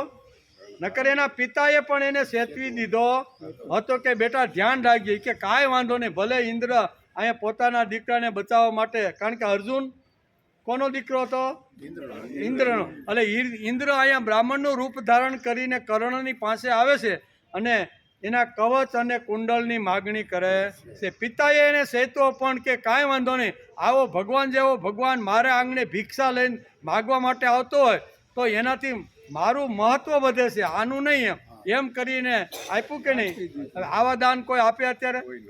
એટલું જ નહીં, મહાભારતના યુદ્ધની અંદર જે વખતે અહીંયા અર્જુને જ્યારે કર્ણને વીંધી નાખ્યો ને ત્યારે ભગવાને એક સુપું રૂપ ધારણ કરી અને ભિક્ષા માગવા માટે અહીંયા કર્ણની પાસે આવે છે. કર્ણને કહે છે તું દાનવીર છો, હવે તું વિંધાઈ ગયો છો, પણ તારે અંત સમયે મને કાંઈક દાન આપવું. એમ આવું બ્રાહ્મણનું રૂપ ધારણ કરીને ભગવાન પોતે જ આવે છે. તો કે હાલો ને મારા મોઢાની અંદર એક સોનાનો આવી રીતની રેક છે ને એ તમને આપું, પણ એક કામ કરો ને, હું અત્યારે હાલી શકું એમ નથી કારણ કે હું બાણથી વિંધાઈ ગયો છું. સામે પથ્થર પડ્યો ને એ પથ્થર ઉપાડીને તમે મને આપો ને તો એ પથ્થરથી મારી રેક કાઢીને હું તમને દાનમાં આપું. ત્યારે અહીં ભગવાન કહે છે તો એ તો મહેનત પણ થયું, એમાં દાનની ક્યાં વાત આવી? હું તને પથ્થર લઈને આપું ને તું મને એ આપ, એટલે એકાબીજાનો વ્યવહાર થયો. ત્યારે અહીં કે હું તમને ખાલી હાથે જવા દે, ઢસડતો ધીમે ધીમે ત્યાં જઈ અને પથ્થરથી કાઢીને આપે ને. આટલો તો એ દાનવીર કહેવાનો. અંત સમયે પણ જો આવી વિકટ પરિસ્થિતિ આવે ને તો વિકટ પરિસ્થિતિમાં પણ એને દાન કરવાનું ચૂક્યો નથી. પાંડવોના બધા જ ગુણ ભેગા કરી અને જો કર્ણની પાસે મૂકવામાં આવે તો કર્ણનું પલ્લું હંમેશા ભારે જ રહેશે, બરોબર ને? 5 જણાના ગુણ એટલે કેટલા ગુણ છે હે? આ તમે યુધિષ્ઠિર એટલે સત્ય ઉપર હાલનાર છે, બરોબર? અને ગાંડીવધારો જેવો તો કોઈ આ જગતમાં થયો પણ એ બધા જ ગુણોનો સરવાળો ભેગો કરો તો પણ અહીંયા કર્ણ બધા કરતાં ટપી જાય. બધાના ગુણો એક કર્ણમાં જોવા મળે છે. પણ કહેવાનો અર્થ કે કારણ એટલે કે સત્સંગ એ જીવનનું ખરું ઔષધ છે. એટલે કે કુસંગથી માણસ પતનના ખાડામાં પડી જાય, કુસંગથી માણસ પતનના. તેથી આ ઉત્સવ આપણે સારા સજ્જન લોકો સાથે સંગ કરવાનો મહિમા આ મકર સંક્રાંતિ અને ઉત્તરાયણ સમજાવે છે. અનંત ગુણોથી અલંકૃત એવો કર્ણ, ધૃતરાષ્ટ્ર, શકુની, દુર્યોધન દુશાસન એ ચાંડાળ ચોકડીના સંગથી અધોગતિને પામ્યો એમ મહાભારત વેદવ્યાસની અંદર લખે. ગુણોનો ભંડાર, આટલા ગુણો જગતમાં કોઈની પાસે હશે નહીં. એવો કર્ણ આવો તો શક્તિશાળી હતો, ગુણવાન હતો, બધી જ પ્રકારની એની પાસે તાકાત, બળ, શૌર્ય બધું હતું. પણ અહીંયા એક કુસંગના પરિણામે આ બધા સારા જે હતો ને ગુણો એ બધા ખાડામાં પડીને અધપતિત થઈ ગયો છે એવું મહાભારતમાં વેદવ્યાસ લખે છે. તેથી સંગ કોનો કરવો? સજ્જન લોકોનો. અહીંયા 4 ચંડાળ ચોકડીનો કર્યો ને, દુર્યોધન છે, દુશાસન છે, મામા શકુસિંહ છે અને ધૃતરાષ્ટ્ર. આવા 4 લોકોનો સંગાર ચોકડીનો સંગ કર્ણે કર્યો એટલે કર્ણ પણ એના જેવો જ બની ગયો છે. સમજે છે કે મારી પાસે આટલા સારા ગુણો છે, પણ પોતાના અહીંયા પાંડવોની પત્નીને ખુલ્લાની અંદર નિર્વસ્ત્ર કરવા માટે મોટો ફાળો અહીંયા કર્ણનો પણ છે. કર્ણનો મોટામાં મોટો ફાળો એનો પણ છે. એ મહાભારત વાંચી તો આપને ખબર. આટલા ગુણોના ભંડાર હોવા છતાં એ અધપતનના જે ભગવાન જેટલા જ ગુણો, ભગવાન જો કદાચ આ ઉપયોગ એને સત્કાર્યમાં વાપર્યા હોત ને, ભગવાને એને કીધું કે ભાઈ આવી જા પક્ષમાં, જંગલમાં જઈને બહુ સમજાવ્યો. હું કીધું કે તું પછી એનું આખું જેનું જન્મનું રહસ્ય છે ને એ ભગવાને એને સમજાવી દીધું. ભાઈ તું કોણ છે એ તને ખબર છે? ના હું તો રાધે છું. કે તું રાધે નથી, તું તો કોંતે છું. આમ કરીને અહીંયા કર્ણનું રહસ્ય જ્યારે ભગવાન પોતે જ જંગલમાં જાય અને કર્ણને સમજાવે છે. એટલું જ નહીં, કર્ણને કહેશે કે તું પાંડવોનો મોટો ભાઈ છો, બરોબર? અને મોટા ભાઈ તરીકે યુદ્ધની અંદર તો વિજય અમારો જ થવાનો છે. શું કહે છે? હું જેના પક્ષમાં છું ને એ વિજય તો અમારો થવાનો. તેથી તને હસ્તિનાપુરનો નરેશ રત્ન સિંહાસન જડિત જે ગાદી છે ને એના ઉપર અને પાંડવો 5 પાંડવો તારી સેવામાં હાજર. વિચાર કરો, અર્જુન જેવો અર્જુન, ભીમ જેવો ભીમ અને રાજા શું કે ધર્મ રાજા, આ બધાય તારી સેવામાં હાજર રહેશે. એકવાર તું આ લોકોનો સંગ, આ ચંડાળ ચોકડીનો સંગ છોડી અને તું અત્યારે આવી જા તો તું મોટા ભાઈ તરીકે હસ્તિનાપુરનો રાજા બનીશ. અને 5 પાંડવો એટલું જ નહીં, ભગવાને કે હું પણ તારી સેવામાં રહ્યું. હવે આ કેવું હેલું છે?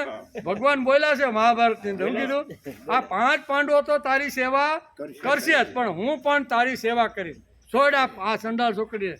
પણ ચંડાળ ચોકડીને છોડવા માટે તૈયાર થયું. એકવાર ખરાબ લોકોના સંગમાં માણસ જાય અને પછી ગમે તેટલું પ્રલોભન આપે ને એ માણસથી છૂટતો નથી. કે આ મિત્ર તારો થોડો કહેવાય, કે મારો મિત્ર ને મેં આવા મિત્ર હોય ને, જે મિત્ર ખાડામાં નાખે ને એવો મિત્ર હોય તો અહીંયા ભગવાન કહે છે એની દોસ્તી તારે તોડી નાખવી જોઈએ. તને સારા માર્ગે જો તારો મિત્ર લઈ જતો હોય ને તો એ મિત્રતા સાચી, પણ એ જ મિત્ર જો તને ખાડામાં અને અધપતનના માર્ગમાં લઈ જતો હોય તો કદાચ તને એમ લાગે કે આનું ઋણ મારી ઉપર છે, તો એ ઋણ છોડવાની પણ તૈયારી માણસની હોવી. ભગવાને બહુ સરસ એણે સમજાવવાનો પ્રયત્ન કર્યો છે. આવો કર્ણ તે અહીં કહે છે કે અનંત ગુણોથી અલંકૃત એવો કર્ણ, ધૃતરાષ્ટ્ર, શકુની, દુર્યોધન, દુશાસન એ ચાંડાળ ચોકડીના સંગથી અધોગતિને પામ્યો છે એમ મહાભારતમાં વેદવ્યાસ લખે છે. આવું આબેહૂબ ચિત્રણ વેદવ્યાસે મહાભારતમાં ચિત્ર્યું છે. જીવનમાં આપણે ઉત્તરોત્તર મહાન માણસોનો સંગ કરવો જોઈએ એવો સંક્રાંતિ અને ઉત્તરાયણનો ઉત્સવ આપને સમજાવે. ઉત્તરોત્તર માણસે સજ્જન, સારા લોકો, પ્રામાણિક લોકો, બરોબર, એવા લોકોના સંગમાં માણસે રહેવું જોઈએ. એ જ માણસને પ્રભુ સુધી લઈ જાય છે. બાકી તો આવા ચાંડાળ ચોકડીના જો આવા સંગમાં પીડ્યા તો ગમે તેટલા સારા ગુણો હશે ને તો એ સારા ગુણો અધો પતનના ખાડામાં નાખી દેશે. તેથી ઉત્તરાયણ અને મકર સંક્રાંતિને આજના પવિત્ર દિવસે આપણે સમજવાનો પ્રયત્ન કર્યો. મહાપુરુષ પાંડુરંગ શાસ્ત્રીના પ્રવચનમાંથી આ બધી વાતો લીધેલી છે. મહાપુરુષ જ્યારે મકર સંક્રાંતિને ઉત્તરાયણ ઉપર બોલતા હોય ને ત્યારે આ બધી જ વાતો આપણે સમજાવવાનો પ્રયત્ન કરે છે. આપણે વાંચ્યું, અભ્યાસ કર્યો અને એમાંથી જેટલું યાદ રહ્યું ને એ બધી વાતો આપણે કહેવાનો પ્રયત્ન કર્યો. હવે આપણે સોમવારથી આપણે આવશું ને, બરોબર ને? આવવાનું છે એવું નક્કી થઈ ગયું છે, બરોબર? એટલે ફરી આપણે